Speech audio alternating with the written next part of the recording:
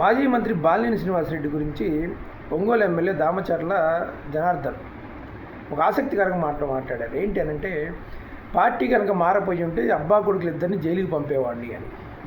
అంటే వాళ్ళు తప్పు చేసినా కూడా ఇప్పుడు జనసేన పార్టీలో ఉన్నారు కాబట్టి జైలుకి పంపకుండా చూసుకుంటున్నారా? లేదు వైఎస్ఆర్సీపీ పార్టీలో ఉండి ఉన్నట్టయితే తప్పు చెయ్యకపోయినా కూడా అబ్బా కొడుకులు ఇద్దరిని జైలుకి పంపేవాళ్ళ? ఇప్పుడు వైఎస్ఆర్సీపీ పార్టీ వాళ్ళని ఎంతోమంది నాయకులందరినీ కూడా జైలుకి పంపుతున్నారు. వీళ్ళందరినీ కూడా తప్పులు చేస్తేనే జైలుకి పంపుతున్నారా, లేదా తప్పులు చేయకపోయినా కూడా వైఎస్ఆర్సీపీ పార్టీలో ఉన్నారు కాబట్టి జైలుకి పంపుతున్నారా?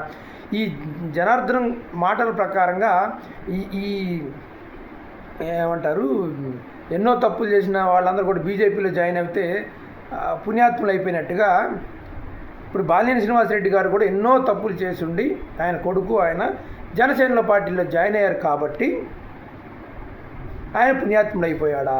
ఇంకో విషయం, బాలినేని శ్రీనివాసరెడ్డి గారు అంత పెద్ద ప్రెస్ మీట్ ఒక ఎమ్మెల్యే గురించి అంత పెద్ద వ్యాఖ్యలు చేస్తా, అంత ఆరోపణలు చేస్తా, ఇది పవన్ కళ్యాణ్ అనే వ్యక్తికి, తన అధినేత పవన్ కళ్యాణ్కి చెప్పకుండానే ఆ ప్రెస్ మీట్ పెట్టుంటాడా?